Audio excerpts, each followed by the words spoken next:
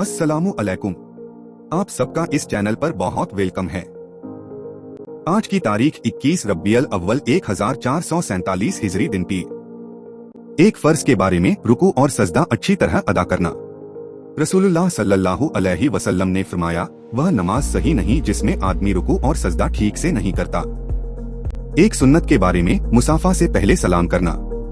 हजरत जुंदुब रजी अल्लाहु अन्हु से रिवायत है कि आपकी आदत शरीफा थी कि जब भी आप अपने असहाब से मिलते तो सलाम किए बगैर मुसाफा न फरमाते। मुसाफा का मतलब दोनों हाथों से हाथ मिलाना। एक अहम अमाल की फजीलत सकावत करना। रसूलुल्लाह सल्लल्लाहु अलैहि वसल्लम ने फरमाया, सकावत जन्नत में एक दरख्त है, जो शख्स दिलदार होगा वह उसकी एक टहनी पकड़ लेगा जिसके जरिए से वह जन्नत में दाखिल हो जाएगा, और कंजूसी जहन्नम की एक दरख्त है, जो शख्स बकील होगा वह उसकी एक टहनी पकड़ लेगा, यहाँ तक कि वह टहनी उसको जहन्नम में दाखिल करके रहेगी। एक गुनाह के बारे में दुनिया के लिए इल्मे दीन हासिल करना। रसूलुल्लाह सल्लल्लाहु अलैहि वसल्लम ने फरमाया, वह इल्म जिससे अल्लाह की रजा हासिल की जाती है, यानी कुरान व सुन्नत का इल्म, अगर उसको कोई शख्स दुनिया की दौलत कमाने के लिए हासिल करे तो वह क़यामत के दिन जन्नत की खुशबू से भी महरूम रहेगा। आखिरत के बारे में दोस्तियों की हालत। कुरान में अल्लाह ताला फरमाता है, बेशक जहन्नम एक घात की जगह है जो सरकशों का ठिकाना है, जिसमें वह बेइंतहा ज़मानों पड़े रहेंगे, और उसमें न तो वह किसी ठंडक यानी राहत का मजा चखेंगे और न पीने की चीज का सिवाय गर्म पानी और पीप के, और उनको पूरा पूरा बदला मिलेगा। तिब्बे नबवी से इलाज, खाने के बाद उंगलियां चाटना। रसूलुल्लाह सल्लल्लाहु अलैहि वसल्लम जब खाना खा लेते तो अपनी तीनों उंगलियों को चाटते।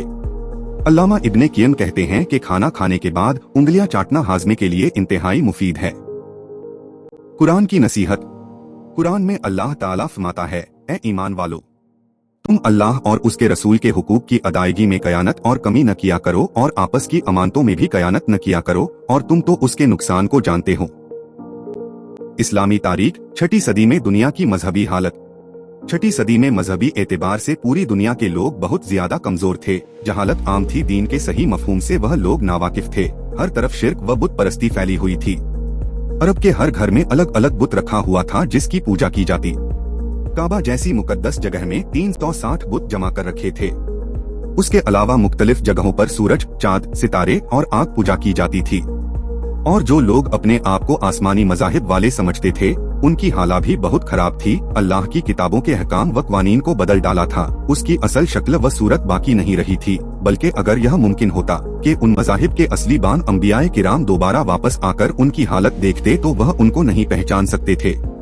सही मज़ाहिब के मानने वाले धीरे धीरे अल्लाह के बताए हुए तरीके से हट चुके थे, हत्ता के पूरी तरह अकीदे तौहीद पर भी कायम नहीं थे, और उनकी बहुत सारी आदतें और रस्में मुशरिकाना अजाहिली रिवायात के मुताबिक थीं। उन सारी चीजों की इस्लाह और सही रहनुमाई के लिए अल्लाह ताला ने हुजूर को मबऊस फरमाया।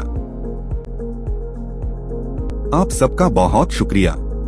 उम्मीद है आप मेरे साथ जुड़े रहेंगे और मेरे चैनल को अपने दोस्तों और रिश्तेदारों के साथ शेयर करेंगे। खुदा हाफिज। इंशाअल्लाह फिर मिलेंगे।